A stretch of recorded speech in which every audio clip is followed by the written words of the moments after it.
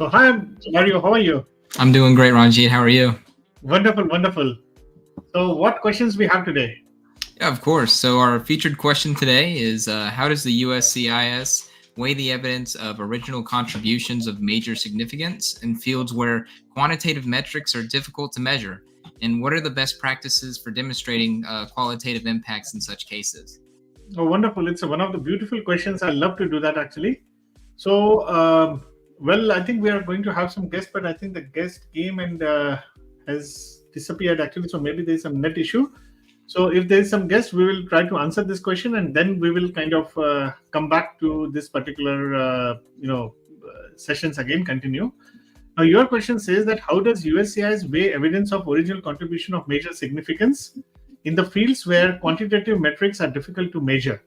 Now, what happens is that let's understand that original contribution is one of the most interesting criteria because though it is one of the most difficult ones, as well as after having studied over a couple of hundred of AO cases, seeing a lot of petitions getting approved, RFEs and NOIDs, I have always seen that if your original contributions get approved, there is a higher chances that possibly your entire petition gets approved. Okay, now that's something is very interesting. So in a way, now this deduction can be derived from a fact that I am yet to see a single petition or a RFE or a NOID or a denial in AO where original contribution is approved. So it shows that if you focus, so it's a very good question. But the challenge here is that how to prove original contribution. The question here is related to if quantitative impacts like patents or some kind of revenue generation by virtue of your original contribution does not exist. Now the first thing is that what is the contextual significance in this? So in your original contribution, USCIS would evaluate contributions not only for their originality but for their tangible impact on the field. That would be one of the good ways to kind of do that. Now, this would involve demonstrating how the work has influenced best practices. You could have created some good models, good metrics yourself, which you yourself are kind of are doing it, and you can focus on the innovative nature of your work, on its endorsement by the experts. Second way could be you could do expert testimony. Now, there are certain specific case laws that allow that if in case of there are some legal precedents also, even without the full access to data, expert opinion should be considered credible and substantial. Now, the third way to do that would be real world application in terms of demonstrating how your contribution could solve a real world problem. Remember, one interesting thing about any old contribution that you say, whether you write an article or anything, is what exactly the problem that you're solving, and if that approach has been adopted by companies. So that would be another way actually to do that. I mean, of course, lastly, it would be qualitative impact also. So what is the qualitative impact? How speed of solving the problem? What exactly you have impacted in all possible way? I think these are some of the way I would say that possibly one could potentially target this particular criteria. Okay. We are having a guest actually, but he's like moving in and out. I think there should be some net issue. So we will continue with our questions, and the moment we kind of get him in, we will definitely kind of continue with his questions. So meanwhile, let's go with the next question. Yeah, of course. So the next question is from Raj. It says, "Hi, I'm completing my PhD in information technology this year. As an Indian citizen currently on H-1B visa, what options do I have for the EB1A category? Could you please guide me?" Well, PhD by default does not give you a right for EB1A. Let's understand that very clearly here. One could, because it is a self, you need to demonstrate your extraordinary ability. We always talk about in the Next League program the three dimensions of your EB1A. The first is your learning quantum. So there is something called as data, information, skill, knowledge, and wisdom. Definitely, a PhD puts you in a knowledge spectrum in all possibility. That's the first take, I would say this. Now, second is that what is your progressive work experience that would matter. That, okay, because of your knowledge, you have done some work and how this is how it has been there. And the third is the impact factor. Now, by virtue of your PhD, if something has been applied, if there has created some benefit, you can do that. You see, remember for EB1A, there is no requirement for even education qualifications for that matter. So how you present yourself is going to, what is the impact factor? Not how you present yourself, how you present the impact of your work is going to be more important. So you can go for, provided, we need to know more detail. What is the problem that you are solving, as in the previous question? If you are using a sciences as a field, then in terms of what's your citation counts, all these things, aspects will have to be considered. We have a guest here called Hari Krishnan M. So we will be getting him on the screen, and then we will ask him questions, and then we'll proceed with the next question. So Hari Krishnan, just be ready if you are listening to this. So hi Hari Krishnan, how are you? I'm good, thank you. Wonderful. Thank you for joining us. I'm actually having some audio issues. The voice is breaking. Okay, we can hear you well. Can you hear me? Yes, we can hear you. Okay. So continue with your question. Yeah, what's your question? So actually, I just saw your program, about your program last week. I booked my first call with Megan Monday. Yes. Okay. Yeah. So what's your question? I wanted to know, of course, Megan answered all my questions, but I just want to join in and hear from you. Yeah, please continue. I think there is a break here because there is. Yeah, what's your question? Because you are interrupting. There's a lot of interruption actually. Yeah, I don't know why the audio is not very clear. Okay, please go ahead. What is your question? Yeah, so actually it's actually about the program. So if I join, can I be in the program until I get my green card through EB1A? Yeah, definitely. That's what the whole intention is. It's a 6-month program, and if you are doing your work well, then definitely we'll tell you about how to proceed, how to continue. Definitely we can help you for that. Yes. Yeah. So definitely we'll be because I want to get it, but I don't know whether I can reach there in 6 months, but whatever it takes.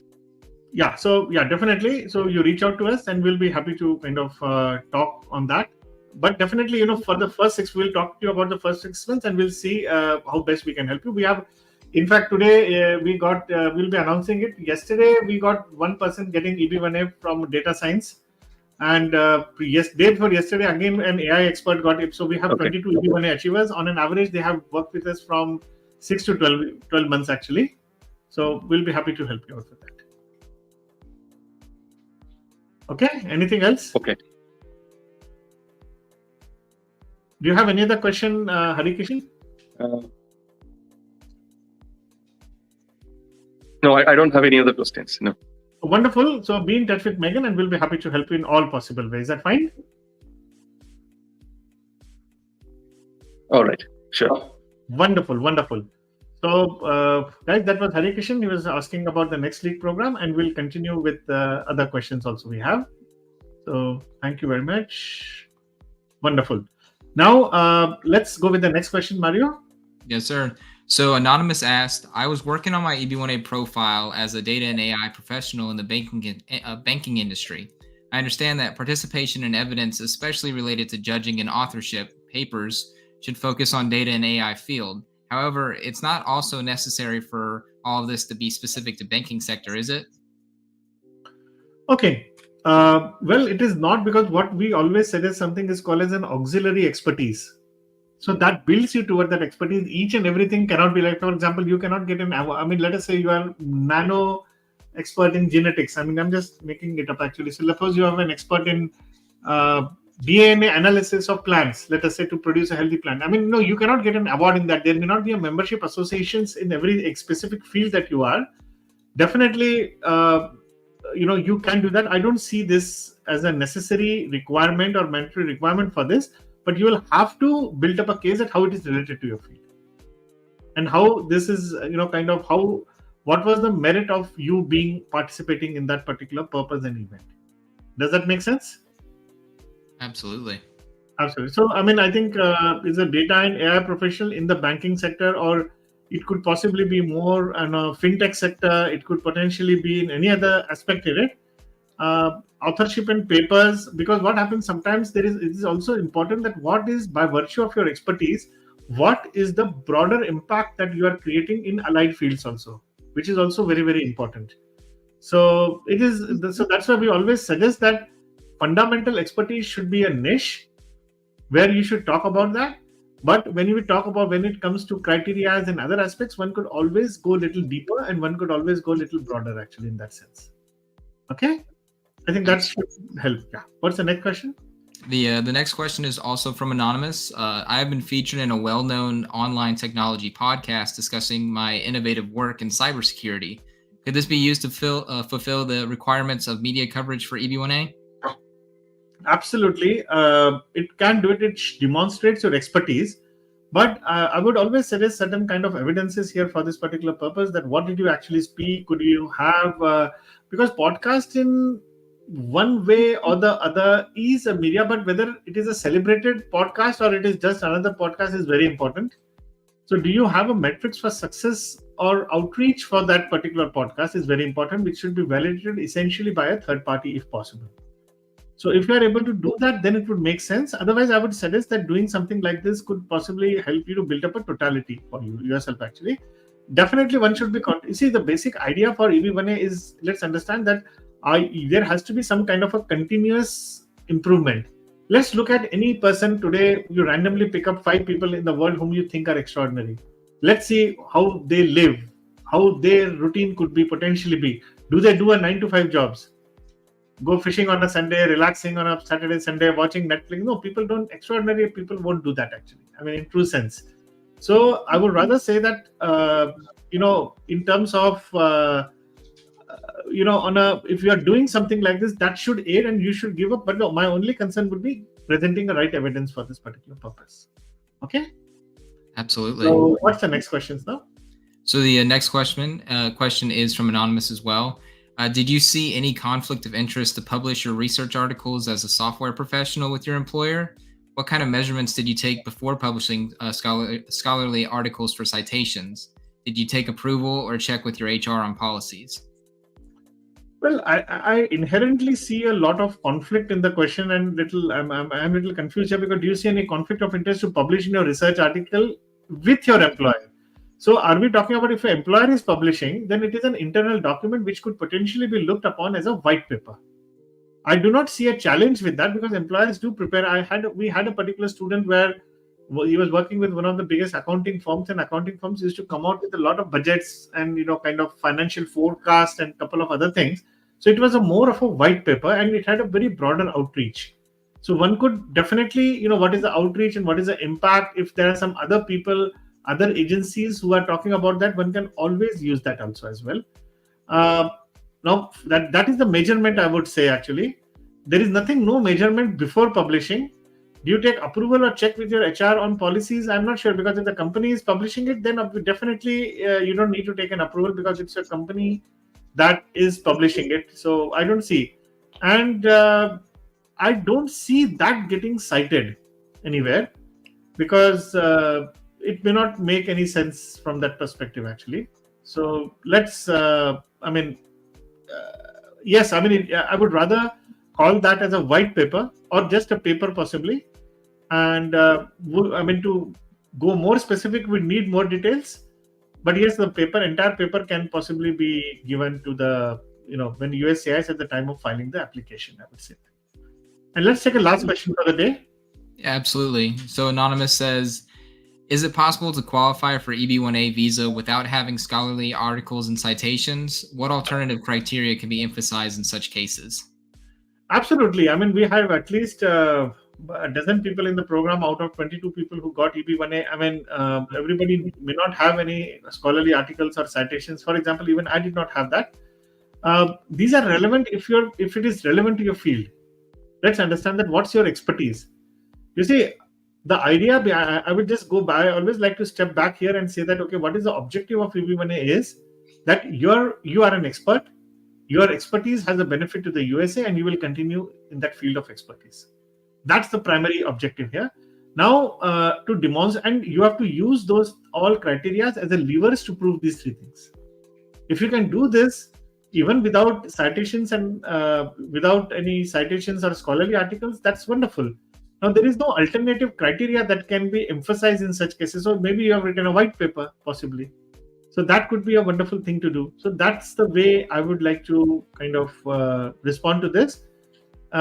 Definitely, because all businessmen, people in the business criteria, people who are in the sales, for example, a good way. I have studied a case study of a coach, for example, a business coach. I don't think they wrote any single article actually, a scholarly article in any, or there were no citations for that matter. But yes, people have earned EB1A based on the meritorious disposition of their expertise. I think there is one last question. I think we'll take up that also, and then we'll call it a day. Yeah, absolutely. So this last one is from Anonymous as well. I've been researching in the field of genetics for the past 11 years and have received multiple awards for my work. Will this prove my critical role and meet the award criteria? Okay, now this is a very open-ended question that, what have you done actually? What is the output of the research? Who is using your research? What awards have you received? Who gave that award? Whether they were an internal award or an external award. But prima facie, based on the question, it looks like definitely it will prove a critical role.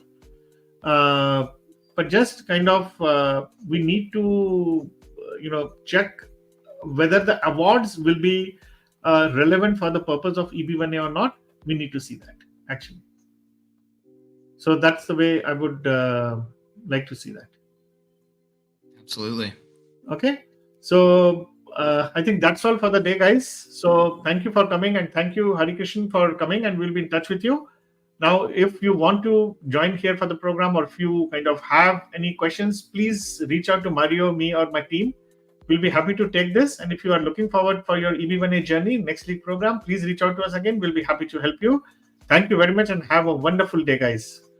Thank you for joining us today. If you have any further questions or need personalized guidance, please reach out to us. We are here to help you every step of the way in your journey towards achieving your American dream. Let's connect and make it happen together.